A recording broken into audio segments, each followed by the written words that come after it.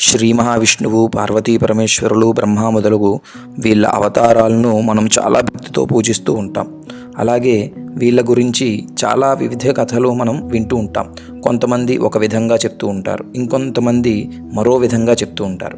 అసలు ఈ అవతార పురుషుల కథలు నిజానికి ఎక్కడ చెప్పారు, ఏ పురాణాల్లో చెప్పారు, అలాగే ఎవరు చెప్పారు అన్నది తెలుసుకోవాలంటే ముందుగా మనకి అష్టాదశ మహాపురాణాల మీద కొంతైనా అవగాహన ఉండాలి. కాబట్టి ఈరోజు మీ అందరి కోసం ఈ వీడియోలో చాలా తక్కువ సమయంలో అష్టాదశ మహాపురాణాల గురించి మీకు అర్థమయ్యే విధంగా చెప్పడానికి ప్రయత్నిస్తాను. అందరికీ నమస్కారం. నేను డాక్టర్ నిర్మల్ దర్హాస్, వేద విజ్ఞాన వాహిని ట్రస్ట్ యూట్యూబ్ ఛానల్కు మీ అందరికీ స్వాగతం. అందరూ ముఖ్యంగా తెలుసుకోవాల్సింది ఏంటంటే పురాణాలు, ఇతిహాసాలు రెండు వేరువేరు. చాలామంది రామాయణం, మహాభారతం ఈ రెండూ కూడా పురాణాలు అనుకుంటూ ఉంటారు. కాదు, ఆ రెండు కూడా ఇతిహాసాలు. అసలు పురాణం అంటే ఏంటి, ఇతిహాసం అంటే ఏంటి అన్నది చాలామందికి తెలియదు. పురాణం అంటే ఏంటంటే పురాణవం ఇది పురాణం అంటే ఎప్పుడూ కూడా కొత్తగా అనిపించేది. అంటే ఈ జనరేషన్కైనా, వచ్చే జనరేషన్కైనా, ఆ తర్వాత తరానికైనా కూడా అది కొత్త గ్రంథంలాగే కనిపిస్తూ ఉంటుంది. అంటే ఈ సమయంలో మనం ఏం చెయ్యాలి అనే విషయాలన్నీ కూడా ఈ పురాణాల్లో చెప్తారు. ఇతిహాసాలు అంటే ఏంటంటే ఇలాగే జరిగింది, ఇదే విధంగా జరిగింది, ఇది ఇంతే అనే విధంగా ఇతిహాసాలు చెప్తాయి. ఈ అష్టాదశ మహాపురాణాలన్నిటినీ కూడా వ్యాస మహర్షి వారు రచించారు. అలాగే అష్టాదశ పురాణాలే కాకుండా ఉప పురాణాల్లో కూడా కొన్ని పురాణాలను వ్యాస మహర్షుల వారు రచించారు. ఇక్కడ చాలామందికి ఒక ప్రశ్న ఉండొచ్చు, ఎందుకు కొన్నిటిని మాత్రమే పురాణాలుగా పరిగణించారు, ఏం ప్రతి గ్రంథాన్ని కూడా పురాణంగా భావించవచ్చు కదా అని అంటే దీనికి సమాధానంగా వరాహ పురాణంలో ఒక శ్లోకం చెప్పారు. సర్గశ్చ ప్రతిసర్గశ్చ వంశో మన్వంతరాణి చ వంశానుచరితం చైవ పురాణం పంచలక్షణం. ఈ శ్లోకంలో చెప్పినటువంటి 5 లక్షణాలు ఉంటేనే అవి పురాణాలుగా అవుతాయి. అంటే అసలు 5 లక్షణాలు ఏంటి అని చూస్తే సృష్టి ఎలా మొదలయ్యింది, అలాగే ప్రళయం తర్వాత తిరిగి ప్రతి సృష్టి ఎలా మొదలవుతుంది, అలాగే వంశాల గురించి, అలాగే మన్వంతరాల గురించి, అలాగే భారతవర్షానికి సంబంధించిన రాజులు, వాళ్ళ వంశాల గురించి, ఋషులు చేసిన పూజలు, అలాగే పాటించిన ఆచారాలు, మనం పాటించాల్సిన ఆచారాలు, ఇవన్నీ కూడా ఉంటేనే ఆ గ్రంథాన్ని పురాణంగా భావిస్తారు. ఇప్పుడు 18 పురాణాల పేర్ల విషయానికి వస్తే వాటిని సులభంగా గుర్తుపెట్టుకునే విధంగా దేవీ భాగవతంలో ఒక శ్లోకం ఉంది.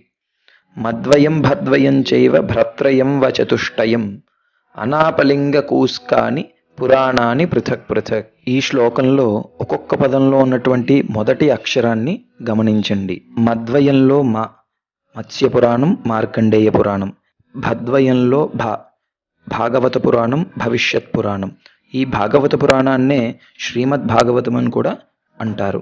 భ్రత్రయంలో బ్రహ్మపురాణం, బ్రహ్మవైవర్త పురాణం, బ్రహ్మాండ పురాణం.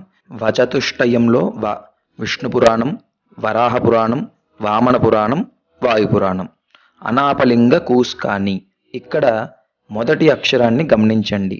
ఆ అగ్ని పురాణం, నారద పురాణం, పద్మపురాణం, లింగ పురాణం, గరుడ పురాణం, కూర్మ పురాణం, స్కాంద పురాణం.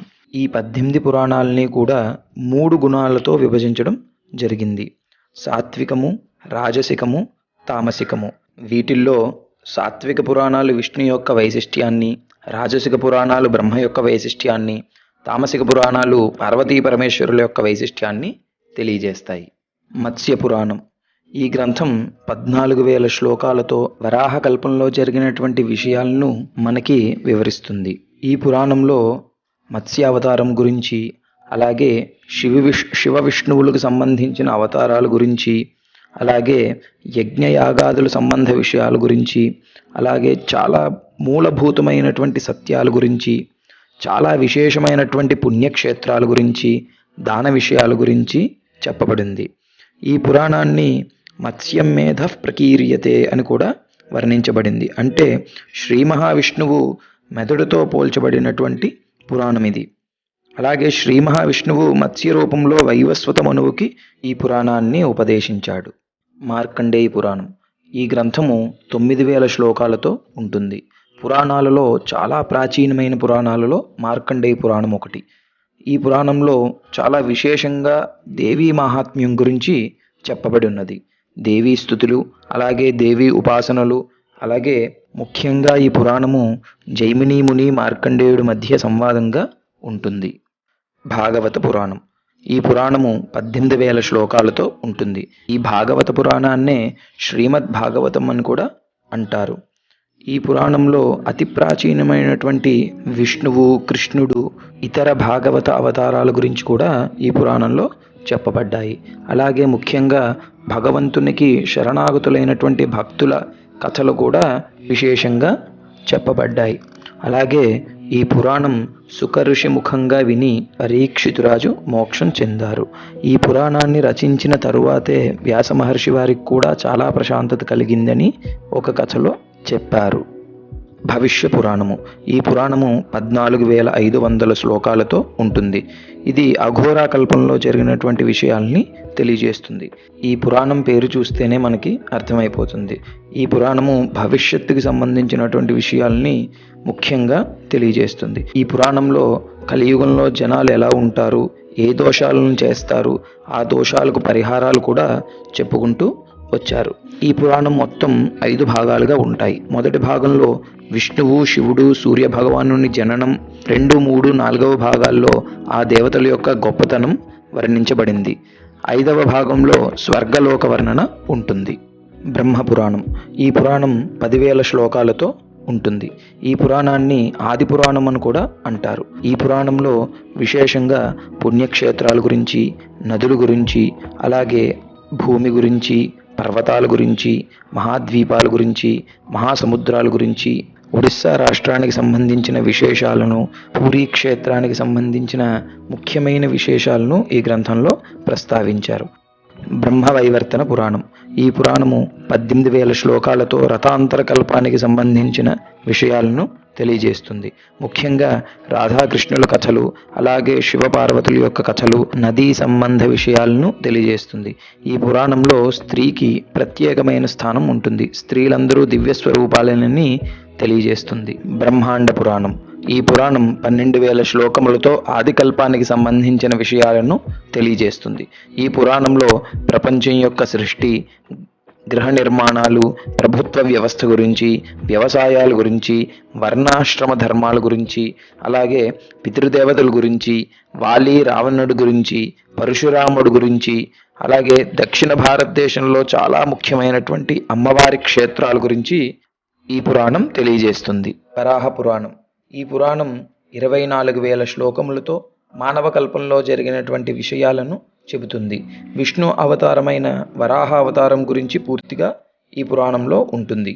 పితృదేవతల యొక్క ఆవిర్భావము, అలాగే శ్రాద్ధ విధులు, ద్వాదశి వ్రత కథలు, శక్తి లీలలు, ముఖ్యంగా నారాయణార్చన విధానము, అలాగే జంబూద్వీపాది వర్ణనము తెలియజేస్తుంది. వామన పురాణం. ఈ పురాణం 10,000 శ్లోకములతో కూర్మకల్పంలో జరిగిన విషయాలని చెబుతుంది. ఈ పురాణంలో ప్రహ్లాదుడి తీర్థయాత్రల గురించి, అలాగే ప్రహ్లాదుడు ధర్మబోధన చేసిన కథలు, ప్రాచీన వ్రత కథలు, విష్ణువుకి సంబంధించిన స్తోత్రాలు, అలాగే ముఖ్యంగా ఈ పురాణంలో వామనుడి గురించి పరిపూర్ణంగా ఉంటుంది. అలాగే వామనుడు చెప్పిన విష్ణు పవిత్ర స్థలాల గురించి కూడా ఈ పురాణం తెలియజేస్తుంది. వాయుపురాణం. ఈ పురాణం 24,000 శ్లోకములతో శ్వేతకల్పంలో జరిగే విషయాలను చెబుతుంది. శివపురాణం కూడా ఇందులో ఒక భాగమే. వాయుపురాణంలో విశ్వం యొక్క సృష్టి, పునఃసృష్టి, కాల పరిమాణాన్ని ఎలా లెక్కిస్తారో అన్నది చెప్పుకుంటూ వచ్చింది. అగ్ని, వరుణ దేవతలు మూలాలు, అలాగే ఋషుల్లో అత్రి, భృగు వంశమూలాలు, వంశవృక్షాలు, పితృదేవతల యొక్క మూలాలన్నీ కూడా తెలియజేస్తుంది. విష్ణు పురాణం. ఈ పురాణం 23,000 శ్లోకములతో శ్వేతవరాహ కల్పంలో, అంటే ప్రస్తుతం నడుస్తున్నటువంటి కల్పంలో విషయాలను తెలియజేస్తుంది. కపిల, జనక, యదు, భరత, భీష్మ వంశకథలను ఈ పురాణంలో మనం చూడవచ్చును. మోక్షానికి సంబంధించిన విషయాలు, అలాగే కలియుగం యొక్క గొప్పతనాన్ని వివరిస్తుంది. అగ్నిపురాణం. ఈ పురాణం 15,400 శ్లోకములతో ఈశాన కల్పంలో జరిగిన విషయాలను వివరిస్తుంది.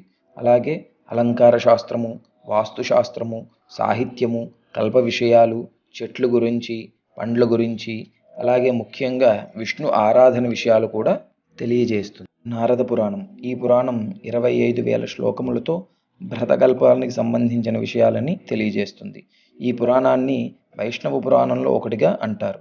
వేదాలు, వేదాంగాల గురించి, అలాగే విష్ణు పూజా విధానం గురించి, భారతదేశంలో ప్రవహించే ముఖ్య నదుల గురించి ఎక్కువగా ప్రస్తావించారు. పద్మపురాణం. ఈ పురాణంలో 55,000 శ్లోకములతో పద్మకల్పంలో జరిగిన విషయాల్ని తెలియజేస్తుంది. బ్రహ్మ పుట్టుక గురించి చాలా విపులంగా ఈ పురాణంలో ఉంటుంది. అలాగే ఏ నెల ఎలా ఉంటుంది అన్న విషయాలను కూడా చాలా విశ్లేషంగా చెప్పుకుంటూ వచ్చారు. ముఖ్యంగా శ్రాద్ధ విషయాలు, ఉత్తర భారతదేశంలో పండుగలు, అలాగే అక్కడ నదీ ప్రవాహ విషయాలు, విష్ణువుకి శివుడికి సంబంధించిన సహాయ కథలు, అలాగే రామాయణ విషయాలు కూడా మనకు విశేషంగా వివరించారు. లింగ పురాణం. ఈ పురాణం 11,000 శ్లోకములతో ఆగ్నేయ కల్పంలో జరిగిన సంఘటనల గురించి చెబుతుంది. శివుడు వైశిష్ట్యము, లింగ సంబంధిత పూజలు, శివయజ్ఞాలు, శివుడి వివాహము, అలాగే కామదేవుడు భస్మ సంఘటనల గురించి కూడా తెలుస్తుంది. గరుడ పురాణం. ఈ గ్రంథం 19,000 శ్లోకములతో ప్రేతకల్పంలో జరిగినటువంటి విషయాలని తెలియజేస్తుంది. విష్ణువుకి గరుత్మంతునికి జరిగినటువంటి సంభాషణే ఈ పురాణము. మనిషికి చావు ఎప్పుడొస్తుంది, ఎలా వస్తుంది, ఎందుకు వస్తుంది, చనిపోయాక ఏం జరుగుతుంది, పాపపుణ్యాలు, అలాగే మోక్షము, నరకలోకం ఎలా ఉంటుంది, నరకలోకంలో యముడు ఎలా ఉంటాడు, చిత్రగుప్తుడు ఎలా ఉంటాడు, ఎలాంటి పాపాలకి ఎలాంటి శిక్షలు ఉంటాయి, ఇలాంటి చాలా విషయాలని మనకి ఈ గ్రంథం తెలియజేస్తుంది. కూర్మ పురాణం. ఈ పురాణం 17,000 శ్లోకాలతో లక్ష్మీకల్పంలో జరిగిన విషయాలని చెబుతుంది. విష్ణువు కూర్మావతార విషయాలను, అలాగే మాయా ప్రభావం ఎలా ఉంటుంది, ఎక్కువగా శైవ ప్రదేశాల గురించి ఈ పురాణంలో ఉంటుంది. ఇతర పంచరాత్ర కథలు, అలాగే ఈ పురాణాన్ని మనం చదివితే మనకు ఒక యాత్ర మార్గదర్శిగా ఉంటుంది.